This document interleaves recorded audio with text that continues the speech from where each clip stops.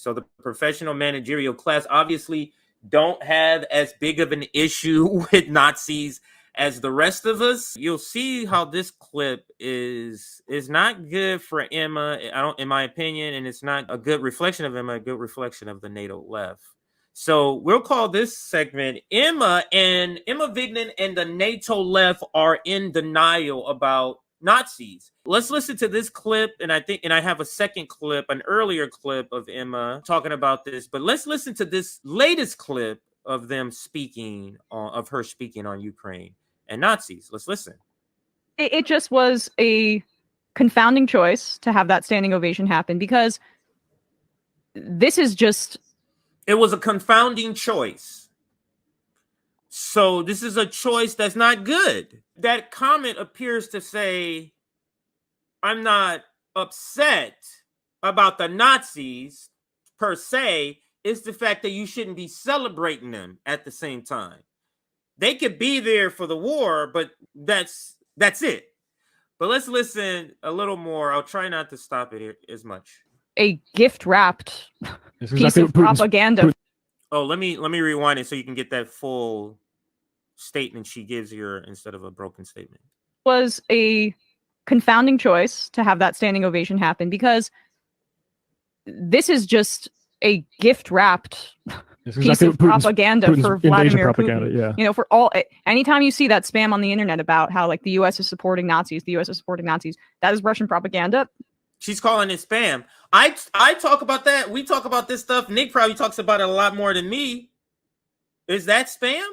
You see how the professional managerial class left, also known as the Bernie Sanders industrial media complex, also known as the NATO left. This is a defense mechanism. I was trying to think of the word. This is a defense mechanism.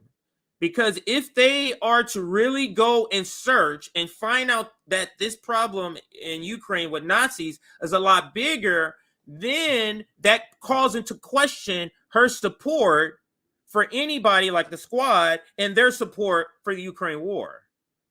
You see how it makes that so it makes that problematic? So you just go, oh, it's just Russian propaganda. I didn't look too much into details. Another clip I will play when she says, yeah, basically, I don't know that much, but yeah, something like that. Yeah, I heard something about that. So it's willful ignorance is the word. Willful or phrase. Willful ignorance is what they're trying to display. And like to have this happen in Canada, and for this homework not to be done. I mean, it is confounding. It is also like, it goes to show that people need to be thinking a bit more critically about some of that history here. The homework's done. Like, they don't want to acknowledge it because, like, if this is from the National Post, which is, I think, a mainstream Canada publication. If Canada was ever going to embarrass itself by having its parliamentarians applaud the enthusiastic veteran of a Nazi combat unit, it's almost inevitable that the unit would be the Waffen-SS Galicia Division. Long before Galicia Division veteran Yaroslav Hunka ever scored an invite to Parliament Hill, Canada spent decades overlooking and even providing official cover for an organization that would later claim to be full of Ukrainian freedom fighters, but was founded by Nazis, served under Nazi command, and fought exclusively to serve Nazi aims. Yeah. And this also, like, interestingly enough, this kind of blunder by the Speaker of the House of Commons in Canada, and Trudeau, obviously. That speaker resigned, by the way. He resigned a day later, yesterday. So he's already gone. She keeps calling the way she's describing this. It's weird way. She's calling it confounding. Because you're just calling it. He's just saying. I guess I don't know if she's saying it's surprising that the Nazis are there, or she's surprising that Canada didn't figure this out. Maybe that's what she means by confounding. Maybe it's that she's just surprised that they didn't do that. But so I'll give her the benefit of the doubt. Let's give Emma the benefit of the doubt. That's what she means, and not that she's surprised or confused or surprised about Nazis being there. But let's continue. Some of you I know are already typing up. Don't give it a benefit of the doubt, but that's what I'm going to do. Fighters, but was founded by Nazis, served under Nazi command, and fought exclusively to serve Nazi aims. Yeah. And this also, like, interestingly enough, this kind of blunder by the Speaker of the House of Commons in Canada, and Trudeau, obviously. Now, one of the Minister of National Education in Poland is calling for this man to be extradited from Canada. Yeah. Yes. So because of this, I mean, it's kind of thing they have to do now that it's out in the open. They have to pretend like they care. And I do want to just quickly show the receipt. This old Nazi thought that he was going to go to Canada and live out his years and not be caught for his Nazism. But as political, and a lot of people are reporting this from CNN to Daily Beast, everybody. Poland seeks extradition of Ukrainian SS veteran who was applauded in Canada. You notice they keep out Nazi out of the headline there, but it is in the, I'm not going to read the story, but it is in the story. So just wanted to show that part. And let's get back to the video with Emma now. Comments in Canada and Trudeau, obviously.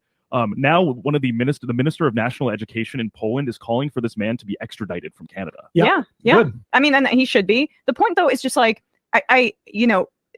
there does need to be an understanding exactly of like of that history. And just it's fine to, and there needs to be an understanding of the history. That's distancing Nazism or the Nazism that's happening from now. There's Nazis in Ukraine now. Let's continue. I think it is the moral thing to back Ukraine in their defense against a Russian invasion, but still fine to hold two thoughts in the same mind about some of the nationalism that is involved there and being incredibly careful. You see how she's soft pushing? These are all defense mechanisms. She has to say some of the far right instead of saying Nazi. It's a defense mechanism. All of what this entire, I feel like this entire exchange here, even with Sam Cedar being very quiet about it, at least in this clip, maybe he says a lot more later. These are all defense mechanisms that they're hearing mumbers, mainly from the dumb left, from their perspective, of Nazis. Wow. Yeah, there's dumb left, so I'm not going to go check out any details to solidify what the dumb left is saying. I'll just say, okay, yeah, there is a problem. There is that, obviously, because the guys are wearing swastikas. Same mind about some of the nationalism that is involved there and being incredibly careful about not gifting Russians any further propaganda on this front, which is exactly what happened there. And I know Trudeau not removing the Nazis, but stop bringing the shit up. That's literally what that means. Stop bringing it up, or stop bringing attention to it to give Putin propaganda material. This is the NATO left. What are we to do with the NATO left when it comes to war? So the NATO left showed up at the climate march. They all showed up at the End Fossil Fuel March. I'm sorry. I'm calling it climate. It is a climate. End Fossil Fuels. They all showed up. Even one of them in the speech, I think Jamal Bowman, acknowledges the military-industrial complex is the #1 polluter. He votes for Ukraine military. And let me just be clear. I've mentioned this all the time because this is just an astonishing fact. Abram tanks, and they're just arriving. Just a report just came out either yesterday or today. There are the tanks that we order for them. They're just now starting to arrive. The Abrams, and they take 60 gallons of gas per hour when they're in use. Per hour, per tank. And it's estimated 600,000 gallons of oil, fossil fuel oil, was used in the Iraq war. I think that's the estimate. #1 polluter, but you're at a climate rally, but you're supporting not only Nazis, but killing the planet. You see why they don't like to talk about this issue? I had to apologize and everything. But it's been an interesting, I would say, week or so for Trudeau and the Canadian government on the international stage. Like, first, between the Modi thing, very credibly accusing the Indian government of plotting an assassination of a Canadian citizen on Canadian soil, and then turning around and accidentally giving Russians propaganda. There's a media failure here. This is how are you even classifying it as Russian propaganda when it actually happened and he's actually a Nazi? What are you talking about? He's actually a Nazi. And these events with the SS veteran or whatever the group is called, these events happened.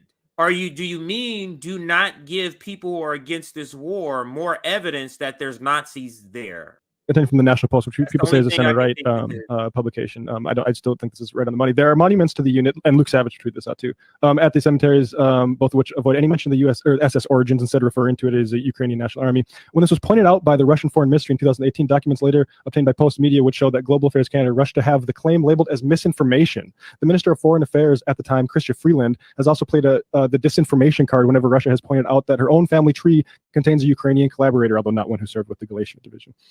Yeah. Terrible. Now let's play the video that I was going to cover before. This happened a few days ago, maybe 2 or 3 days ago. Yeah, 25th. So let's listen to this. This is originally the one I was going to cover. And the entire Canadian Parliament gave a standing ovation. So I think somebody asked the question. This is a question from one of our audience member. I believe so. So let's listen. Happy Yom Kippur. Did y'all see President Zelensky and the entire Canadian Parliament gave a standing ovation to the Ukrainian Nazi veteran? He was a member of the Waffen, I can never pronounce this stuff, SS Galiazin. What's your take on that? My take on that is I need to read more about that, but that sounds horrible. It's a huge problem with Ukrainian nationalism. And I need to brush up on that. She can send that money to them. I'll brush on it later, though, but I'll send the money now to Ukraine. You see? It's deliberately not wanting to find the information. I brush up on that. You think does that with that tone, does that give you any impression that she's really going to follow up on that? I'll let it play again and then let it finish. Happy Yom Kippur. Did y'all see President Zelensky and the entire Canadian Parliament gave a standing ovation to the Ukrainian Nazi veteran? He was a member of the Waffen, I can never pronounce this stuff, SS Galiazin. What's your take on that? My take on that is I need to read more about that, but that sounds horrible. It's a huge problem with Ukrainian nationalism and that sort of stuff. And like, I'm not interested in the sort of parsing of like, well, they technically were an SS. Now, listen to what this guy says here, because he kind of like refocuses it. And that's, his name is Matt something. Listen to what he says here. He like takes it up a notch. You're like, no, this is some serious shit here. They technically were an SS group that didn't do any sort of atrocities. Like, that's not enough for me. We shouldn't be applauding people like that. And like, I think it's, if you care about, assistance to Ukraine in defending a invasion, you should be concerned about how often this stuff comes up, because it is, the people that say it's not a problem are, in my opinion, maybe out of He's talking about you, Emma. He's talking to you, Emma. You're just trying to say this is Russian propaganda and it's a small problem. He's talking to you, your producer. I think that's what he is. Concerned about how often this stuff comes up, because it is, the people that say it's not a problem are, in my opinion, maybe out of a genuine desire to help the defense effort lying. Because it's clearly pronounced issue with the Ukrainian nationalism. Now, I don't think it's going to be helped by. I don't think it's helped by the invasion. I think it's helped by. Oh, it's probably turbocharged by the invasion. Right? Like and wars and like longer sort of war invasion, if you want to call it, stands. Like I don't think it's going to be helped by. I don't think we're going to see progress on that front. Yeah. All right, guys. Thanks.